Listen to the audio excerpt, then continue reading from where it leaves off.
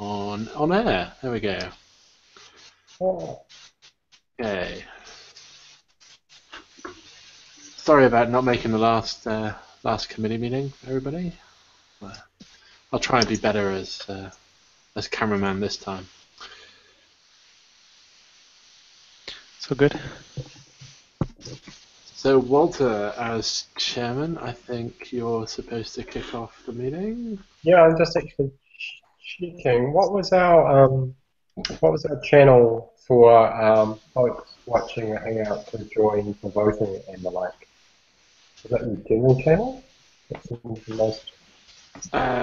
So at the moment we don't have a specific channel for the committee meeting, but we can create one. You doing that now?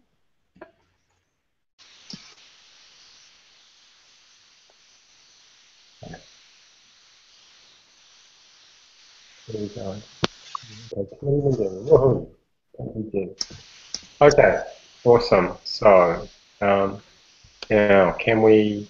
If we do the group chat is just us, right? It's just not the public hangout. Yeah, no, that's not the public, but there is Q&A. So if you open up the Q&A app, and if anybody watching just hits on the Q&A button on the video, they'll be able to ask a question, and we'll be able to see those. But also, I've just started the hash committee meeting char because it cut off channel.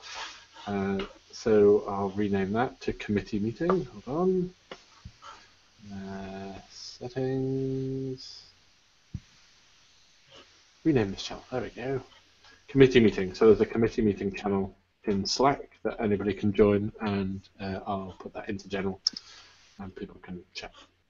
So, I mean, that's kind of the first thing we need to do is actually ensure that we have enough members.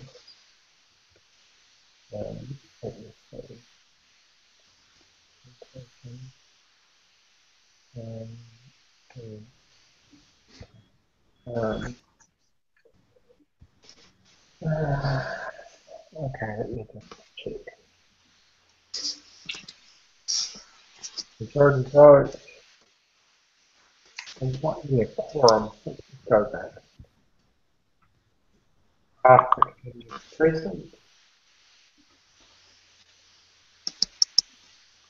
And 10% of eligible members. Oh, what are we talking about there? What kind of numbers are we talking about?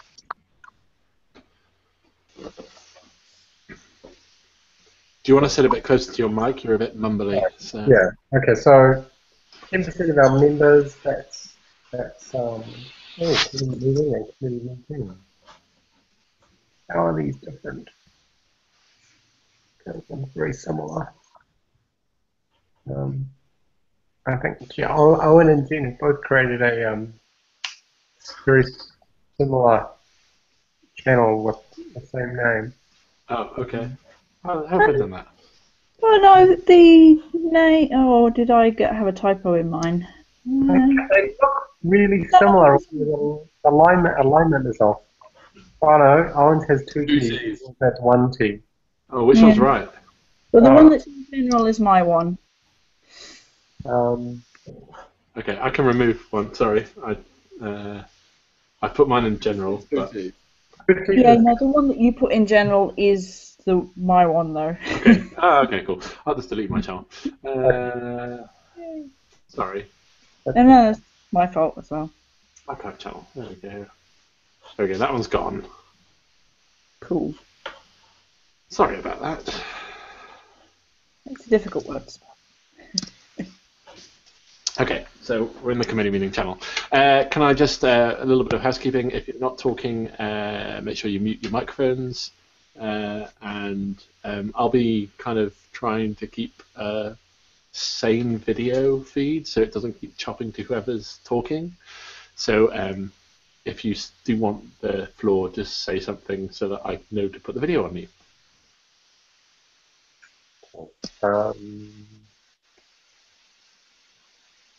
All right, so in order to have a quorum, we need at least half of the committee, so we're good there, and we need 10% of the eligible members, which would be, let me just think, Um,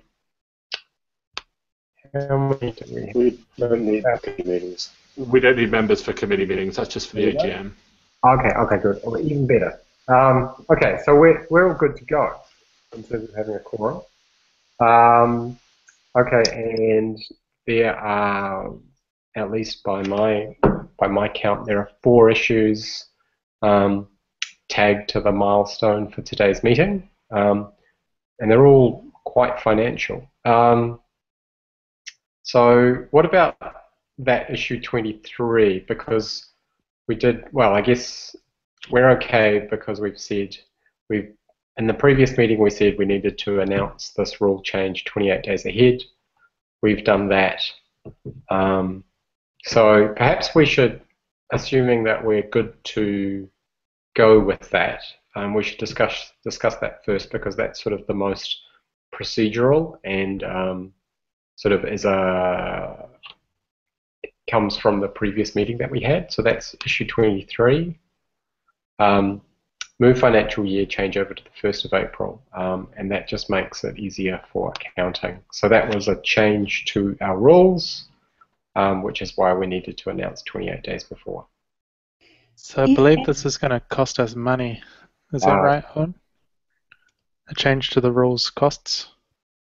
That sounds right. It does. I think we have to submit to the society meeting. But I actually looked that up because I thought it cost 2, but it turns out it doesn't.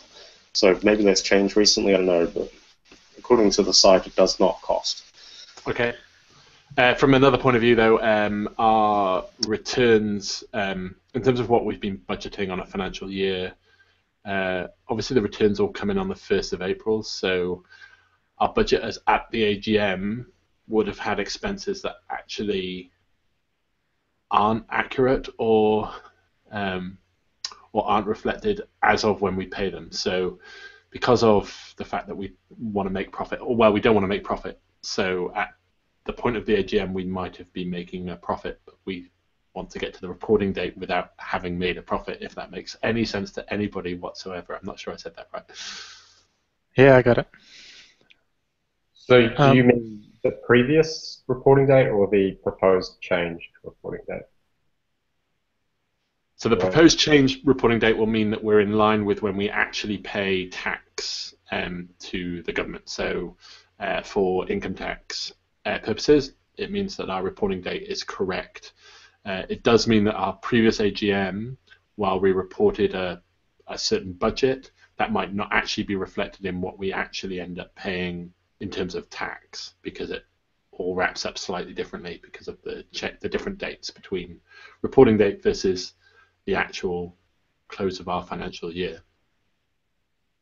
So I'm happy to make amendments to the budget. There's a certain sequence of events that has to happen, and one is we have to change the reporting date, and that enables me to apply for the IRD number.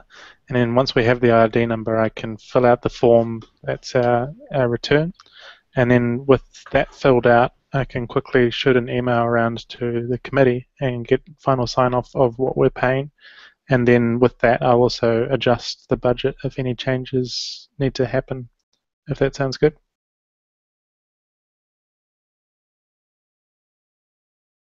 Cool. Yep. Do we want to take a vote?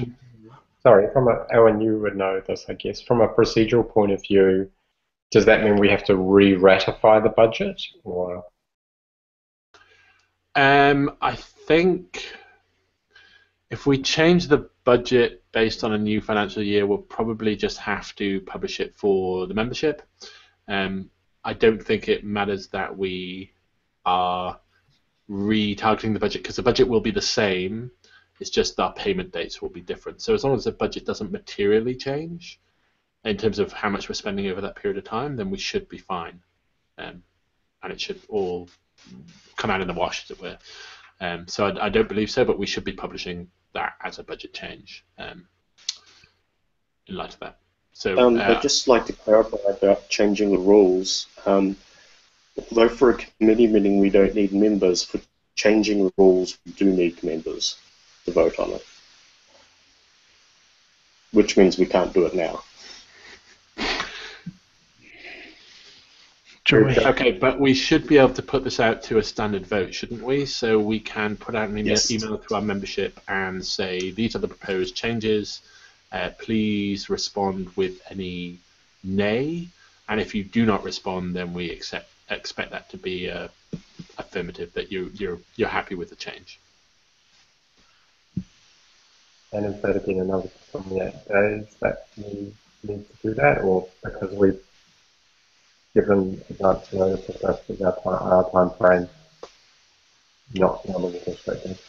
So this isn't You're really mumbly about it. Sorry. So this I I got the question. So the question was, do we have to wait another 28 days? The answer to that is probably not, because we're not actually notifying the rule change, we're notifying a vote. So this is about the vote, not the actual rule change. So everybody should be familiar with the rule change.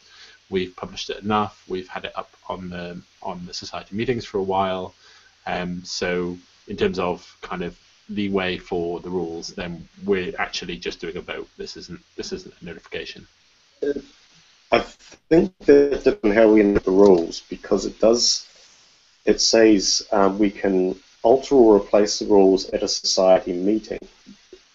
Technically, it doesn't provide any other way outside of a meeting, but we can choose to interpret that as allowing it outside a meeting if we want, I guess, because everything else allows things to allow remote voting and that type of thing. Yeah, so I think we're deciding to change the rules in a meeting. The vote for that change is technically started at the meeting, but needs to encompass the wider community, so has to happen outside of the meeting just by virtue of the fact that we're not going to get all of our members online at one time unless it's an AGM. Yeah. It works. I guess we can say in this case that we did raise this issue at the AGM, and the only reason we couldn't vote on it at that time was because of the 28-day rule. So I think we can get a bit of forgiveness on this as long as we detail what we're asking for exactly in the email we send out.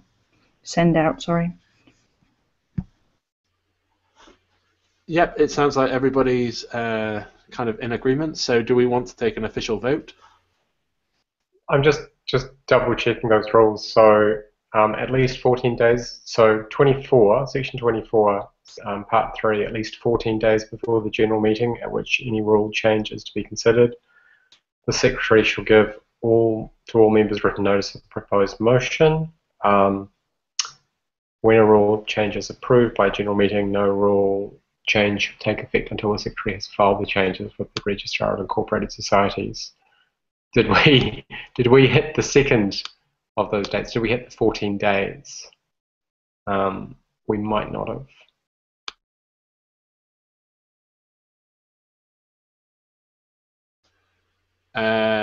So it was opened 28 days ago. So when was the committee meeting? That was about 20 days ago, wasn't it? Oh no, it was. I mean, we did discuss it at the previous meeting. Would have been 28 days ago. So we discussed it, and we realised we couldn't change it then. So we scheduled this meeting to around that, and you would bring on some other issues. I'm just sort of curious about 24.3. It says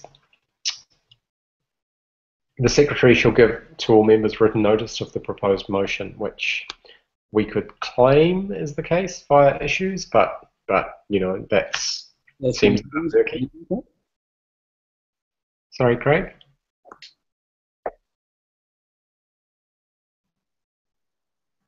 Oops.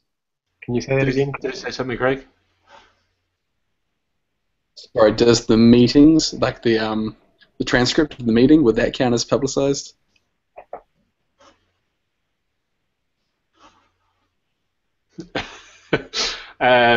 So my take on this would be, if we need to give 14 days of written notice, we count that as our email going out that says, this is the rule change, have a vote on the rule change. We will count that vote within 14 days.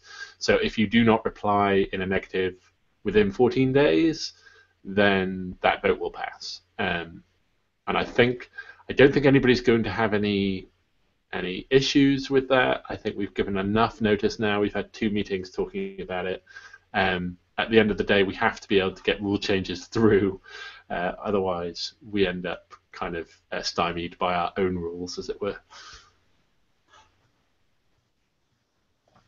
Which I think brings up another point that I wonder, while changing the rules for the financial year, do we want to consider changing the rules around the amount of notice we give? Because, say, a month for this type of organisation where we can do everything online is a really long time.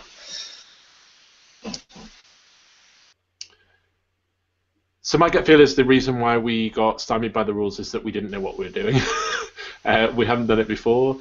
I think we will be better organised coming into another AGM. The likelihood is that this is probably the most major change we'll make in terms of a financial reporting basis. There aren't that many other rules that we really need to follow that are laid down. They're quite light, but obviously things around money become quite important. So I'm not too worried about having 28 days. I think that's a good kind of lead-in.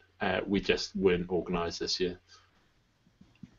I tend to agree with that. The amount of changes we'll need to do to the rules themselves should hopefully be fairly minimal, and we can reconsider at the next AGM if we need to, but I'd be surprised if there's any other things that we're talking about in the course of this meeting or the next few that will actually touch on the rules for the society itself.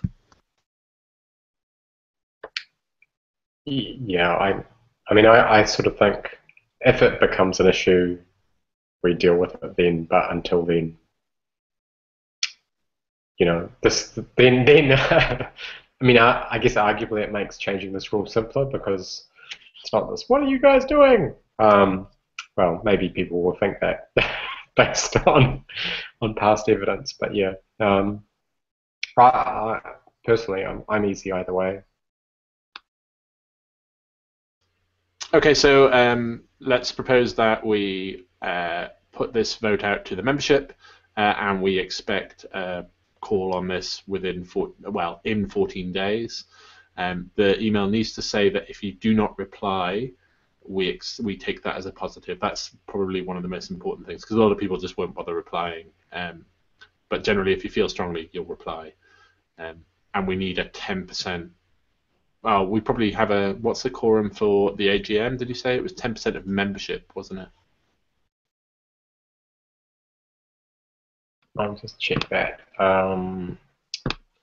Quorum. Convening meetings and establishing half of the committee. No society meeting will. This is interesting. No society meeting may be held unless at least 10% of eligible members attend. That doesn't say AGM. No, AGM counts as a society meeting. A committee meeting doesn't count as a society meeting. Okay.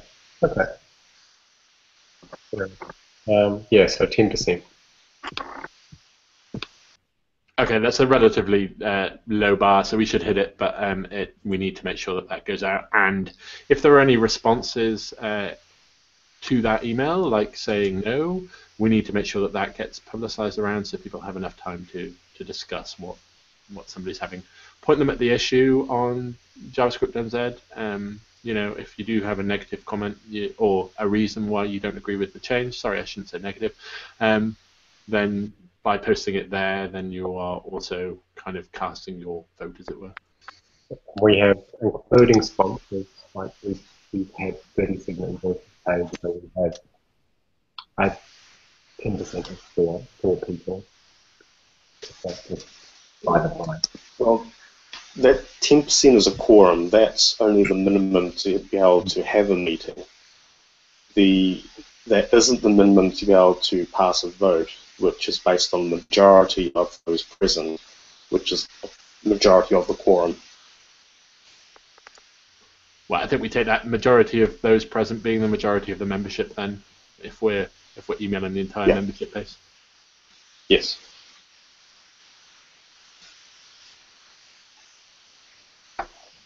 Okay, I'm happy to take on wording out an email, so I'll put something together and post it into the committee Slack channel so that we can all read it, and then we'll post that out and expect something back within 14 days to committee.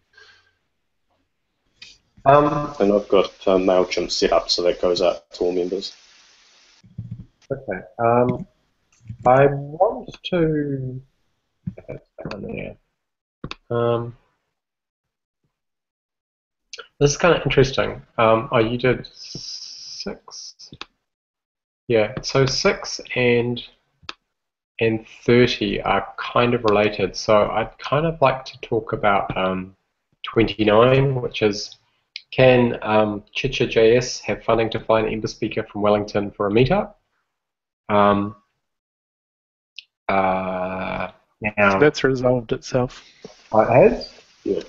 Yep. Yeah. So they don't need funding. Okay. Yeah. Sorry, go ahead. So the speaker's gone ahead and said he's very thankful that we're talking about him, saying that it's a proposal to fly him down. But he said that him and his partner have already planned to visit Christchurch, and so they're just going to organise a meetup talk around the time that they visit, which is perfect. But it does raise the question about whether or not this is something that we could look into, or this is something that we could possibly do, is ship speakers to different cities. So does anyone have any thoughts on that? Sounds pricey. I spoke to somebody just on this general topic, and the only thing that they sort of red flagged was sponsors. I think she said she was aware of situations where sponsors had sponsored a society with a specific purpose in mind, and then the society had used that sponsorship or used money for different purposes, and the sponsors withdrew or basically asked for their funds back. So there's a question I have around people who are sponsoring the JavaScript Society, what they believe that they're sponsoring. That's one thing. Yeah, that's one thing probably that we need to establish first of all. You might know about that, Alex. Yep. We can talk about the sponsorship one when we tackle the other two issues, if we want to leave this one to purely flying people around. And I agree with Jen that it could get pricey, but if you book well enough in advance with the cheap flights that you get on Jetstar and stuff, then it could be, I don't know, it could be worthwhile. You might be able to fly someone to Auckland and back on about $70, but whether or not we pay for accommodation and other things like that. The interesting thing to come out of this issue is I'd never even heard of Zines, his GitHub handle, and yeah, I've already asked him to give a Node.js talk out of just this being raised as an issue, which is cool. So I'd love to hear about more people that are willing to give conference talks in the first place, or just meetup talks in the first place, and then maybe we can talk about shipping them around later on.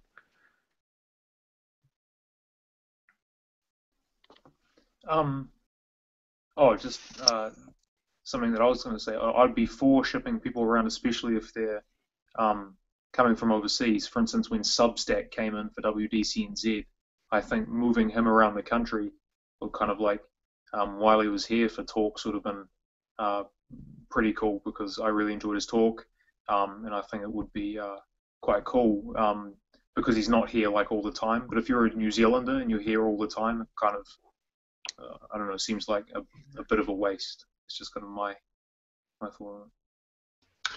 So my only concern, to add my 2 cents, is that this isn't in the budget. So because we haven't put a budget together with any of this cash flow in it, it becomes an extra thing that we just haven't budgeted for just yet. I'm not saying it's a bad idea. It needs consideration. It needs to work out how it fits into our cash flow. So at the moment, our cash flow isn't exactly sparkling. You know, we don't have a huge amount of cash reserves and to just do things because they sound great, and they do sound great, don't get me wrong, but we need to kind of have this aligned with, you know, do we get corporates to sponsor a national tour? Do we work out how that actually aligns with getting more, or matching revenue in, and also how do you not favour one area over another? Let's put it that way. Does Christchurch get all of the flights? Does Dunedin? Does Wellington? We need to make sure that that's not the case. That actually, it's a New Zealand society, not a single region society. But I think the answer has to be that we need to work out how it fits into the budget. So, like putting money towards education, that's what I would class this as regional education. We need to work out what percentage of our budget goes towards those kind of activities.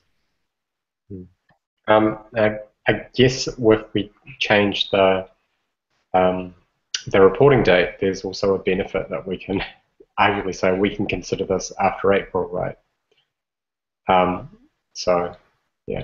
Yeah, I think we should table it until we have a better, clearer vision of the budget, especially if we're going to start tackling corporate sponsorship, which is another issue we should talk about. Maybe we can just roll into that and just table flying the speakers around for now. One thing that it does kind of raise, I'll raise a separate issue, is a way to communicate better between the meetups so that if someone does do a cool talk, the other meetups can go, hey, it would be cool to see that talk here, even if the person speaking would pay it for them themselves. One of the things that we've been trying to do with the Python Society is just organise a Google Hangout, much like this one, specifically for organisers of local meetups once in a while, to talk about what their issues are and what the NZPUG can do to support the organisers. Because there are things like sponsorship, which we'll talk about in a minute, but also things like helping with securing venues and things like that, as a national platform, we can potentially help out local organisers or help to bootstrap other local meetups. But it just needs, we need to be talking to all of the local meetup organisers, and B, we need to get them talking to each other as well. It's a shame Kev's not here because that's exactly what he's doing in Auckland. Is that correct, Walter? Well, we have, just trying to think.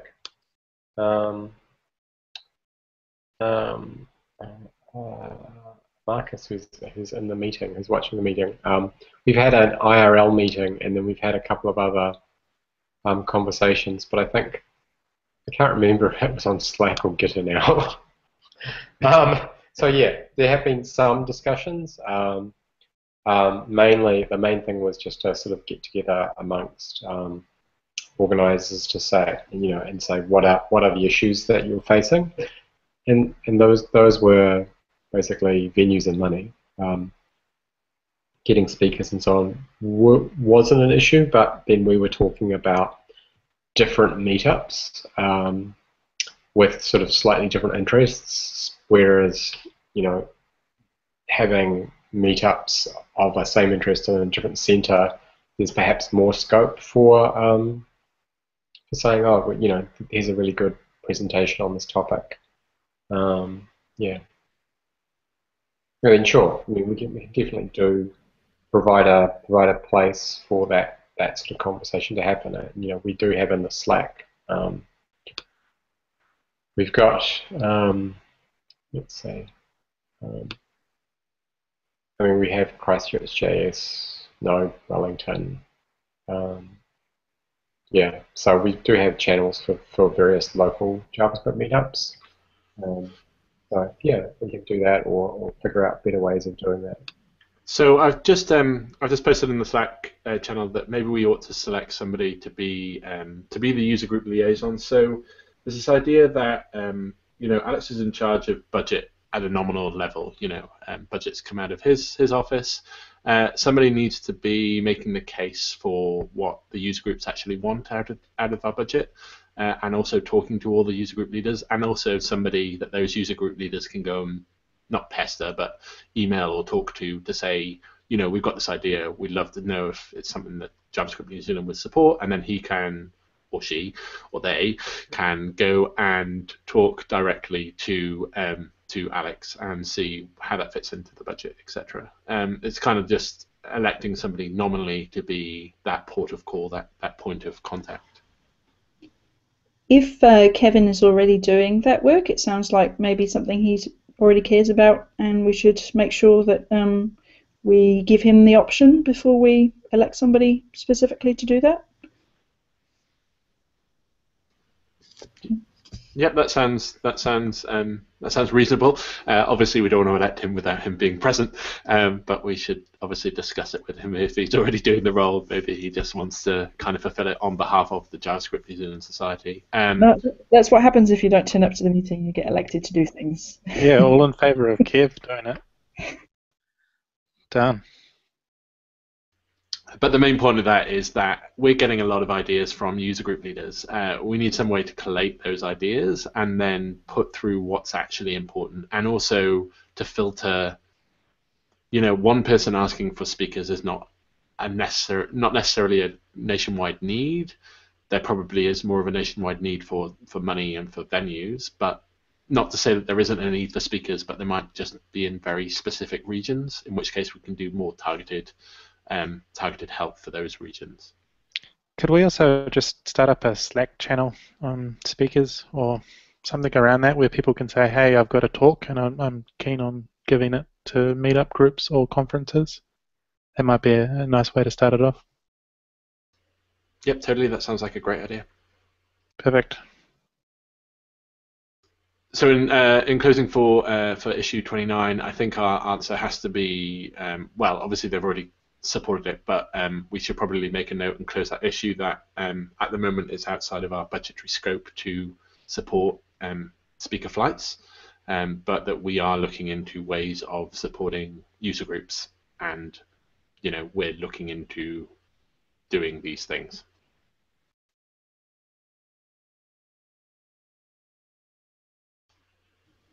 Sounds good. I've been keeping some minutes, so I'm happy to go around afterwards and tidy up the individual issues on GitHub.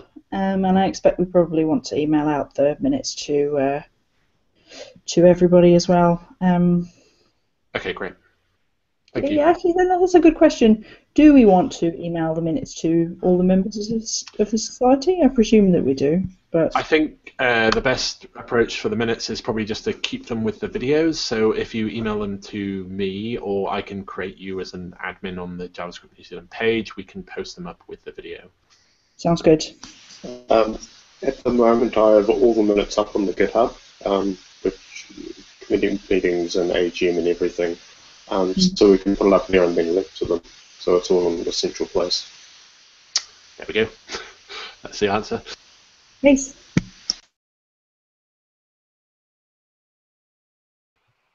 Okay, then we basically have the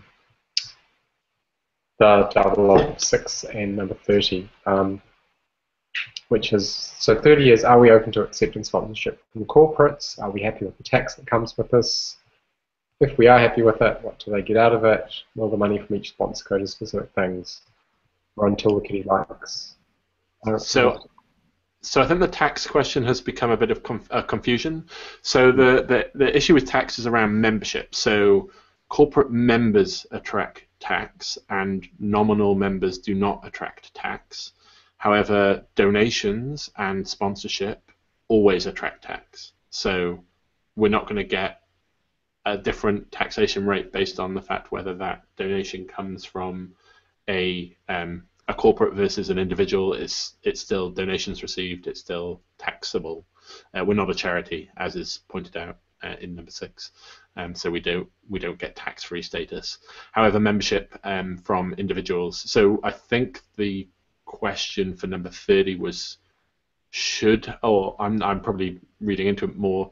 But if there's a question around number 30, it was, should we allow corporate members of the society, which I don't think we do. So, Alex, I mean, you raised that issue. Do you want to clarify? Yeah, it was more of a misunderstanding. So I guess it's kind of a null point because I've been accepting corporate sponsorship for NodeBot since the very beginning. I wasn't talking about corporate members, although I kind of want to talk about that now. Should we be offering corporate memberships? What are the pros that they would get out of being a corporate member? Or are we happy to offer corporate sponsorship, in which case we're probably going to have to make up sponsorship proposal documents and other things like that. And again, we have to give them compelling reasons why they should sponsor. So yeah, I'm keen to get people's thoughts on that. The other points are kind of moot because Owen's just pointed out that we get taxed regardless. So what's the distinction between a corporate member and a corporate sponsor? I'm assuming a member can vote and a sponsor can't. Essentially, yeah. So a member is a member of the society, so they get a say in how it's run. They get to nominally be directing the society. So the question is, do you want corporations, in the sense of the word, to have a say in how JavaScript New Zealand is run, or do you prefer the individuals within those corporations? The other thing is, if I don't know, Xero paid for a membership, they would have a membership as Xero, and they could send anybody that they wanted to represent them and vote on their behalf. But also, our society rules currently don't allow corporate membership. So, as far as I know, correct me if I'm wrong, but I would presume that it would be another rule change, and I don't think we should do that until we hit another AGM moment. So it sounds Yeah, like as far as I know, correct. the path of Sorry. least resistance is just sponsorship rather than membership. I still Yeah. feel like right now sponsorship is best on a per event basis until we have a firm feeling of what we as a society offer on an ongoing day-to-day basis. We're going to be better off, like for NoBots, saying, okay, we've got 3 upcoming NoBots events, would you like to sponsor those? It's more tangible to a potential corporate sponsor than saying we are the JavaScript Society and we do some things to help organise those events. One of the things that we could do is like job notices. At the moment, we have a Slack channel with job notices, and then you just say if Node JavaScript Society sponsors an event, then one of the parts of that event is to advertise jobs, and that's like a tangible benefit, and it also goes across multiple events. But and another one would be to advertise. Advertise that that sponsorship, that corporation as being a sponsor, which for me has been pretty much the main getter. Like just saying Flyby sponsors this thing got me pizza. It's pretty straightforward. But yeah, I would like at some point to have the ability to get sponsorship on not on a per event basis, but have like a list of things that we do, only because organizing one event is hard enough without having to look for specific sponsorship for it. That's pretty much the main reason. I'd like to approach my company Flybys and then just say, give me $1,000 to run events this year, and then not come up with any details and just say, of that, I'll advertise at every sponsored at every event you sponsored it, and advertise any jobs that you would like me to advertise. Yeah, some companies won't particularly care about any individual event, and so it seems not great to want to turn them down just because they're not interested in a specific thing. So my gut feel is we should take corporate sponsorship, but the main effort here is around putting together a sponsorship proposal and document and a way to go to potential sponsors and say this is the benefit of being a sponsor, and having that document available to us. We need to start noting down the things that we do offer as a society. We have access to a certain number of meetings and get-togethers, that would be JavaScript New Zealand affiliated, and as such, JavaScript New Zealand needs some kind of benefit to those societies, to those meetings. They're not actually run by JavaScript New Zealand, those meetups, so we need to be very careful there that we're not treading on somebody's toes and offering sponsorship for meetings that we don't own. There's one side of it, you get money from JavaScript New Zealand to run your meetup, and because you get money from us, then we expect our sponsors to get a certain amount of, respect because they've paid that money. So that's one of it. But yes, if a company comes to us and says, I really want to sponsor JavaScript New Zealand, of course we should say yes, because that's money that we can take. But we currently probably don't have enough benefits to put together a good document that would persuade a neutral bystander to become a sponsor. My memory is working now. I remember why I created this issue, and it was because MediaSuite have offered hosting of the website, and I thought, well, we should probably raise it as an issue, and that's why I pointed out, will the money go to sponsor specific things? If so, how do we vote on that? Like, if someone says, I want to sponsor the hosting of your website, maybe I want to sponsor building your website, how do we, do we just accept the first person that comes to us with that, or do we play it off against other ones to try and get the best sponsorship? Also, because we're meeting multiple offers for the website. Yeah, I'm meeting with Catalyst on next Wednesday to talk about sponsorship. It was based around sponsorship for the JavaScript Society, but if we're not in a position, I'm just going to put it onto the NodeBots, because I had been in previous talks about trying to get Catalyst sponsoring NodeBots. But I'm also quite good at just talking off the cuff, and I'm quite happy to try and pitch them sponsoring the JavaScript Society if we're keen on it. And yeah, I'll just talk about pros of you get to just foster the community. Pretty much what we put out in our perspectives around why we wanted to be a society is possibly a good enough reason for Catalyst, just because they're so awesome at sponsoring things like that. Might be a bit of a harder sell at other corporates, but I think that if anyone's going to sponsor us, Catalyst will probably be the first. They already sponsored the Node.js meetup out of just the good of their heart, and I think Jacques likes pizza. I'm not sure.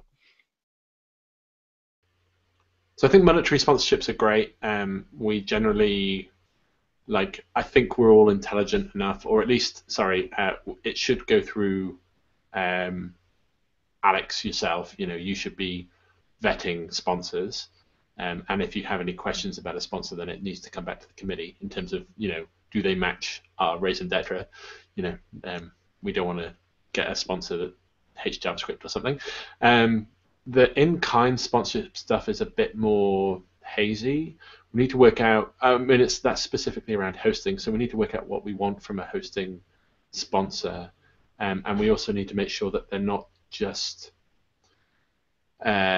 giving us a freebie deal, if that makes sense. I've seen too many things kind of just get put on a back burner, and there's no official documentation around the fact that they're a sponsor. It's not actually an agreement. It's just a word of mouth agreement, as it were, and nobody owns it. So I'm not willing to do. I don't think we should be willing to take in-kind sponsorship without some kind of sponsorship agreement that's signed between the two parties.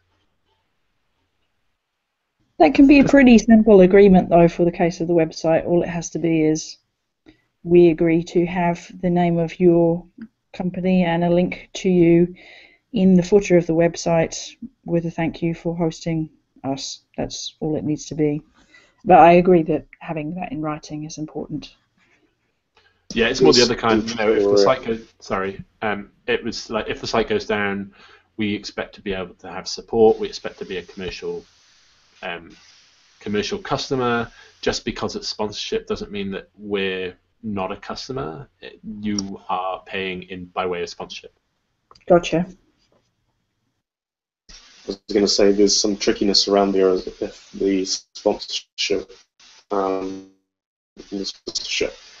So do we suddenly have no hosting, or in terms money? That's easier because we can just continue to pay the cost ourselves after that. And especially if they cut sponsorship, then do we, how much notice do we have of website going? Just another note: we don't actually have a website. It's half baked. So we need to finish the website as well as getting hosting sponsorship. So maybe we can find a sponsor that will finish the website for us, or create us a website. We have a logo, so we can start with that. Yeah, so I think I'd agree. Logo. So I'd agree with Blair. So the big clauses that we have to make sure of are that JavaScript New Zealand maintains ownership, maintains logins, maintains ways of accessing the content, and can port that hosting anywhere else. So if it's offered for free, it needs to be for a period of time. So the contract needs to be for 12 months. We need to make sure that we have 12 months hosting. It can't just be a, hey, we'll go month by month, and if we no longer can afford this, we won't sponsor it for you anymore. It needs to be an agreement that no, you're doing sponsorship for 12 months for us. Obviously, companies fall over, companies go through, things don't carry on, so we need back-out clauses, which means we need to be able to go and host elsewhere. It's not a big deal, but we need to be able to do that ourselves.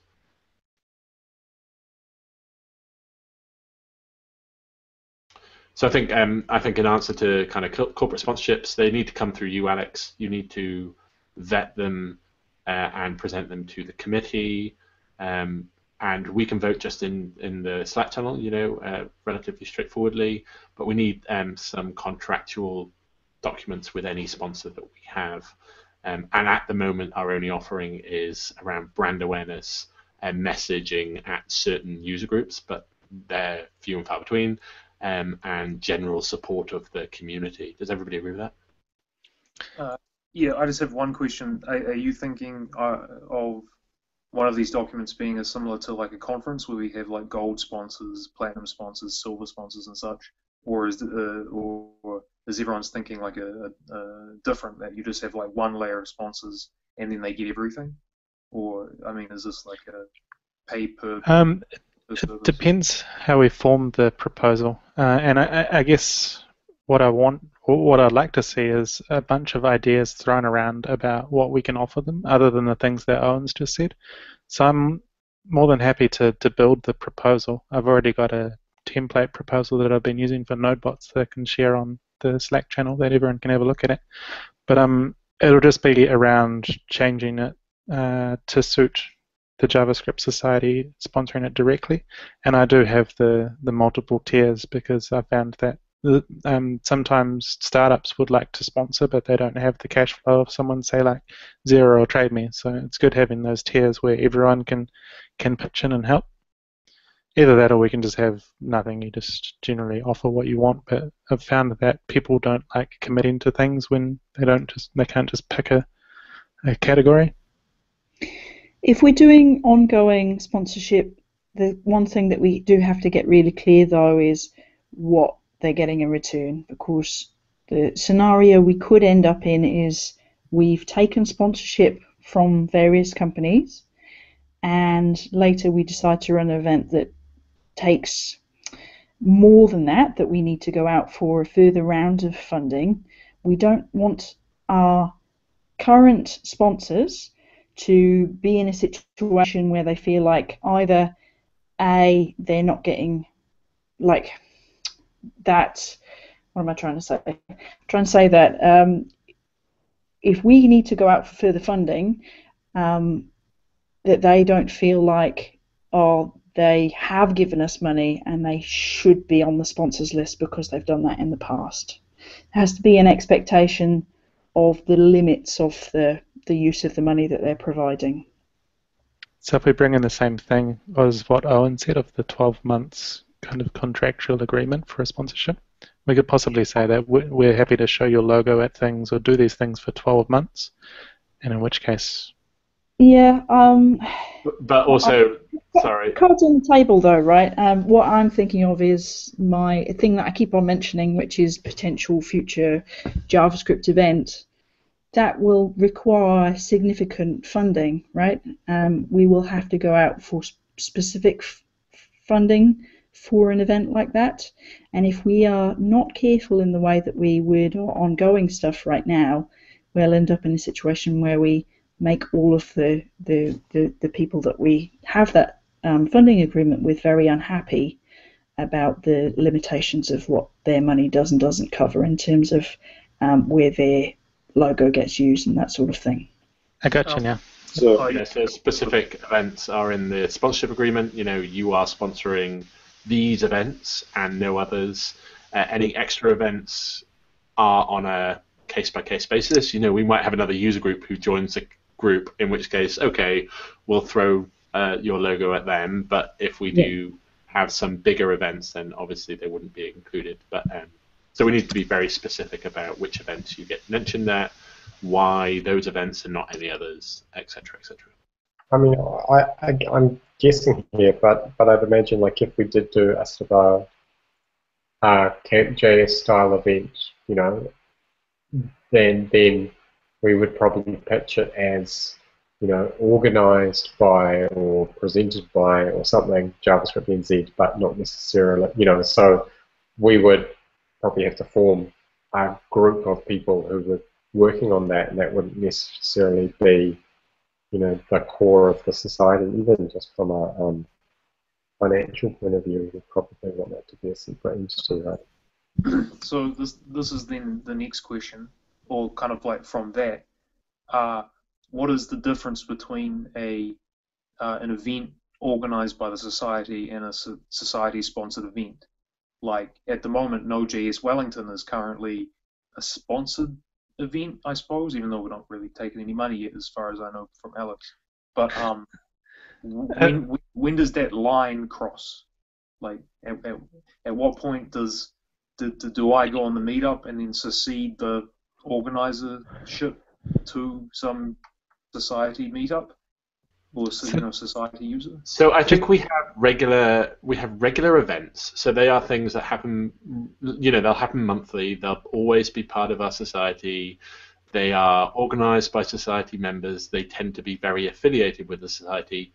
And then there are extra events. So these are the things that happen annually and might not happen every year and happen because somebody's got a big interest in them. What Walter alludes to is that they would be organized outside of our bank accounts, but I'm not sure that would be the case. There's no point in setting up a new bank account just because you're doing Camp.js, for example.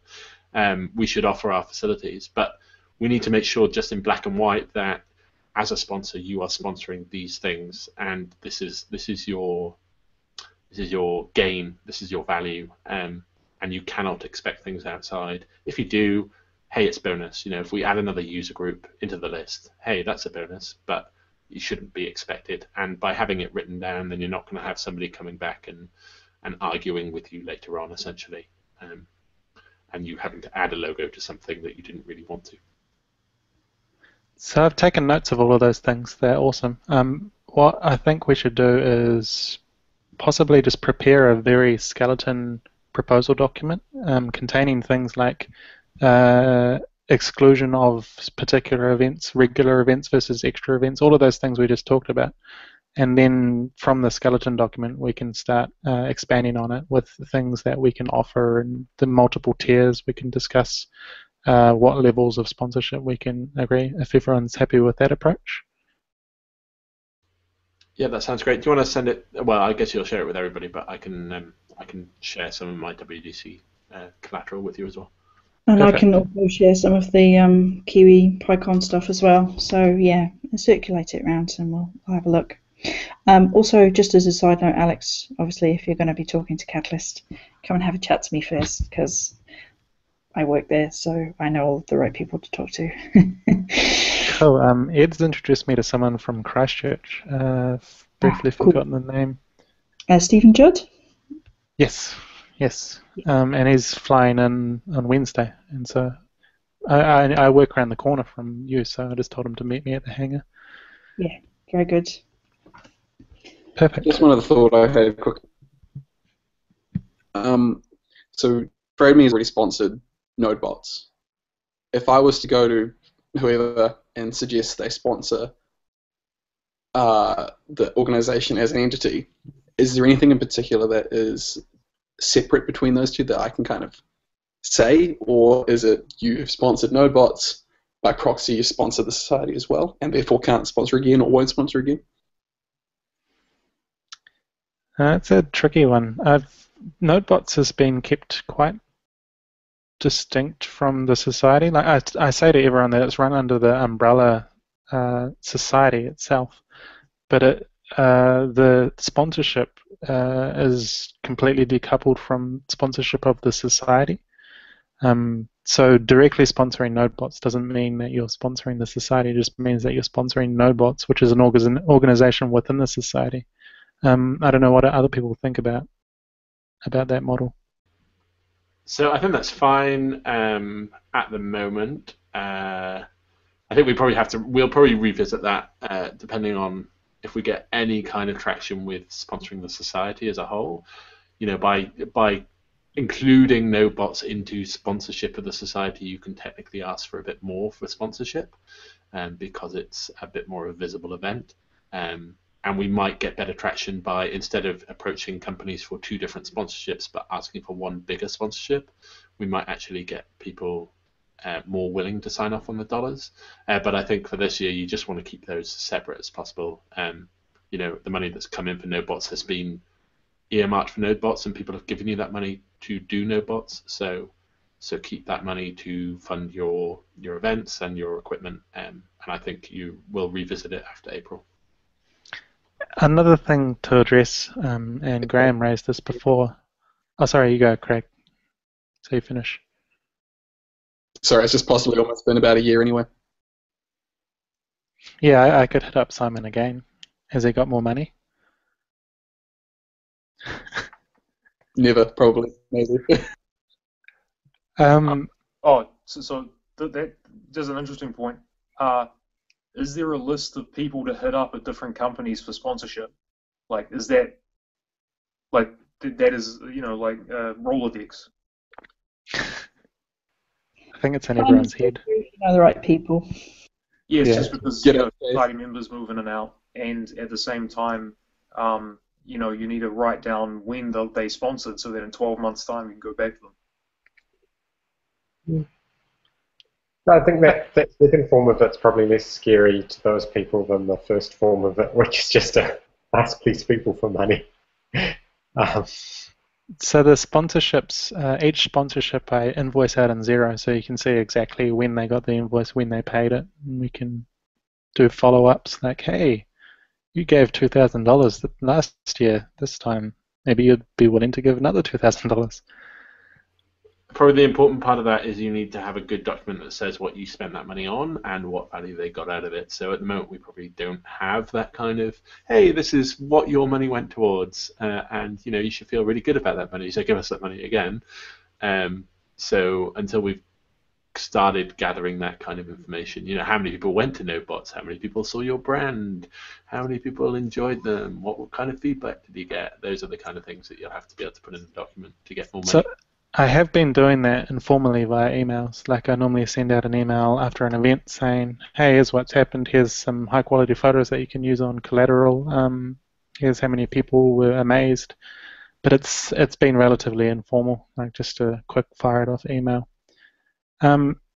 So coming back to the original point that I wanted to make, Graham mentioned that I'd been running Nodebots since Graham was overseas, and what I did was I was asking for sponsorship for Nodebot. I was running Node.js meetup while Graham was overseas, and while that happened, I was specifically asking for Node.js Wellington meetup sponsorship under the umbrella of the JavaScript Society, identical to the way that I did it for Nodebots, and managed to get Catalyst and stuff.co.nz to sponsor.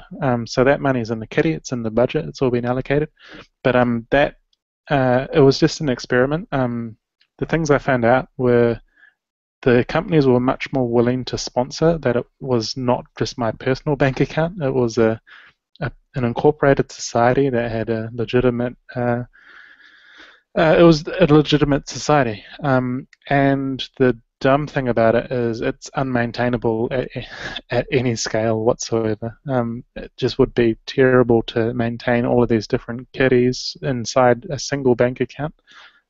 So it was a fun experiment, and I wouldn't recommend doing it on mass scale, but it is interesting when you get to the point of asking for sponsorship money, into my account versus asking for sponsorship money into an incorporated society's account made it way easier.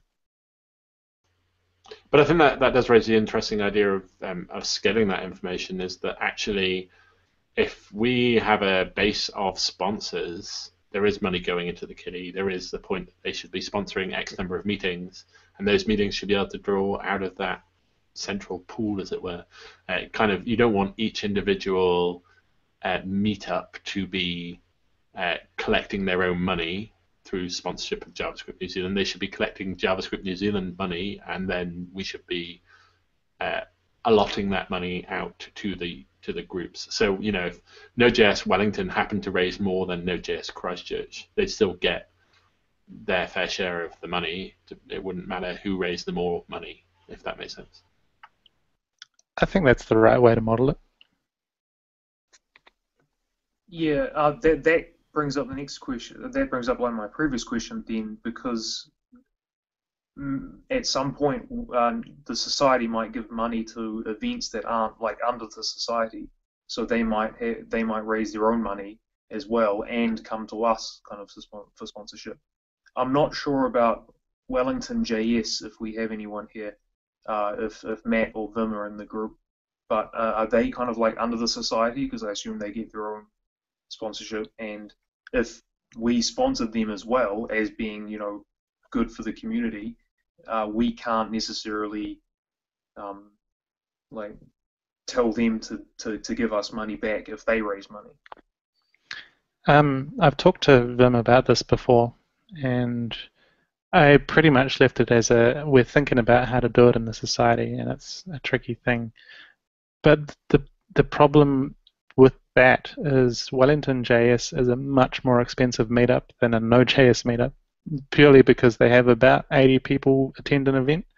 So therefore, they burn through easily $500 for an event, whereas the Node.js meetup runs at about $120 an event if we buy a beer and pizza. So you'd also have to account for that. Would it be per person that attends your event, or would it be a flat rate? I guess all things that we need to discuss, and we should probably raise another issue for it and have a general async chat about it in GitHub. Yeah, otherwise you also have to start getting the meetup organizers together to agree on those rules. So, if you're running a meetup within the JavaScript New Zealand Society, you have to agree to follow certain rules in terms of how much money you spend and how much money you're getting from us, and what to do with the money that you raise.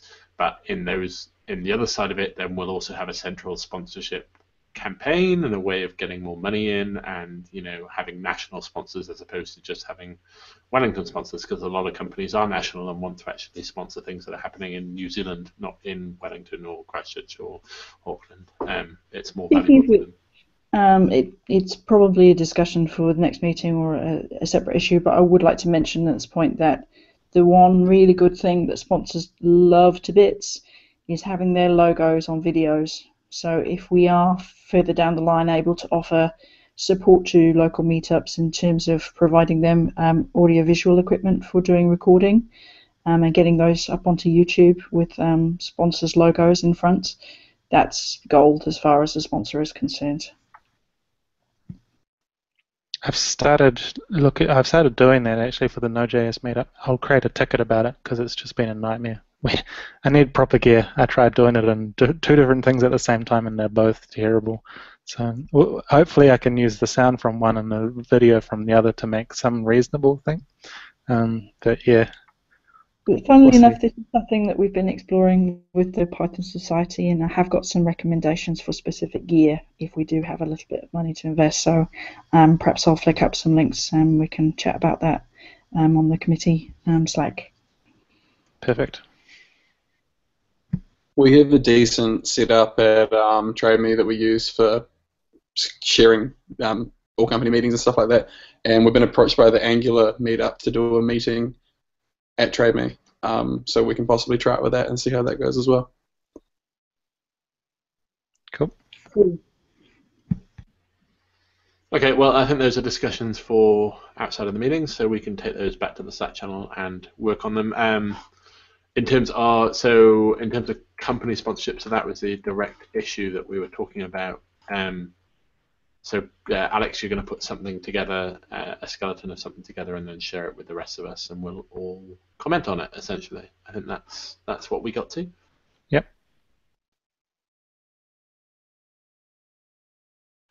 So that covers the issues that we had if we assume that donations is basically a dupe of, so 6 is a dupe of 30.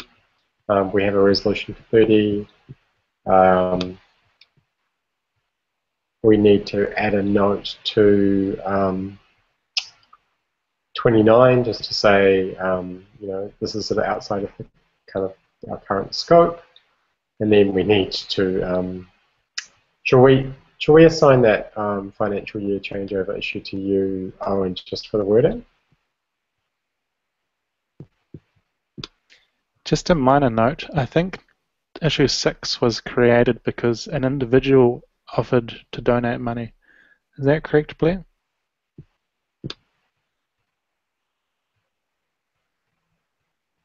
I think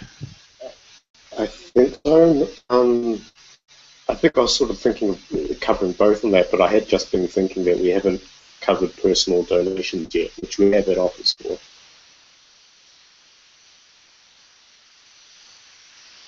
And at the time, we decided that it was just easiest to not accept them. I think we should revisit that.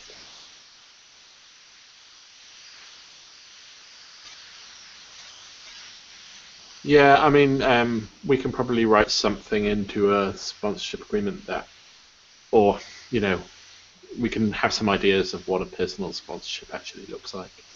I'm not really sure what people want in terms of value when they sponsor as an individual. This is a company. Well, the offers that I had, it wasn't for sponsorship. It was just a flat donation, no strings attached. In that case, we should just, I guess accept it. There's no reason why not to, as long as there are no strings. Yeah. Okay. So we should probably check out that tax as well. Yeah. Because that's separate from membership fees. Yeah, that's that is taxable.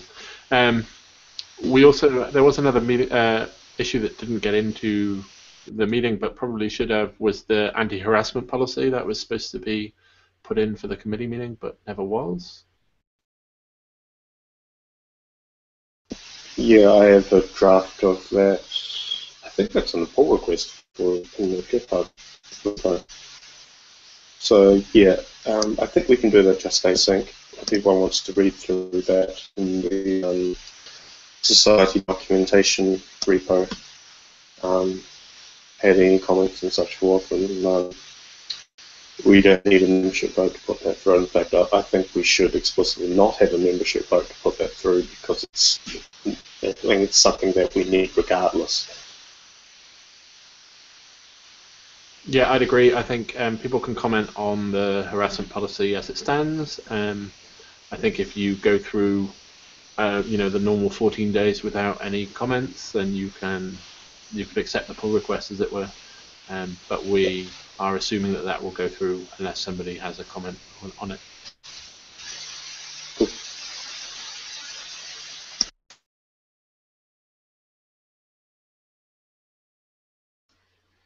Okay, I think unless anybody has any other business, I don't think there's anything in the Slack channel. So does anybody have anything else that they particularly want to raise and talk about in this meeting?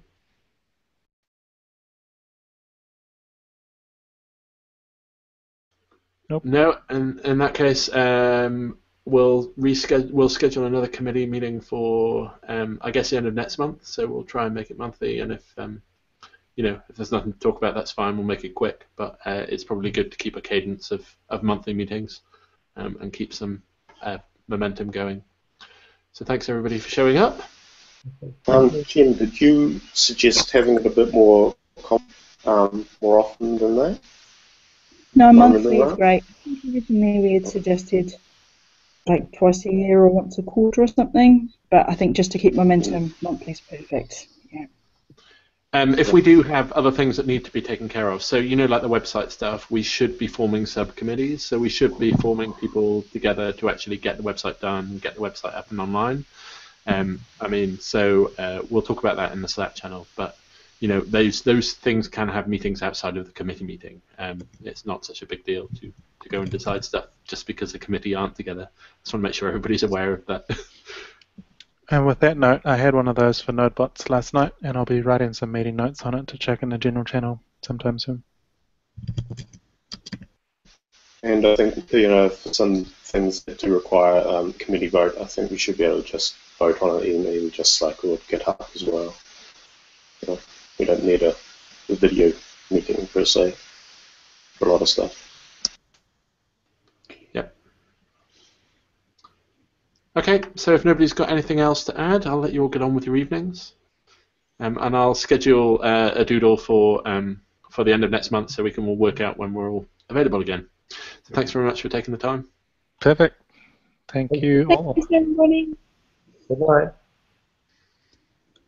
Bye. Thanks. Have a good night.